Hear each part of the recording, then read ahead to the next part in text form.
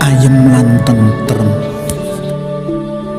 Ayem lan tentrem iku ora kudu dumunung ana ing papan kang sarwa endah lan gumebyar. Kepara kahanan ayem tentrem iku dumunung ana ing papan kang sarwa prasaja. Kepara uga ana ing kahanan kang sarwa cumpen.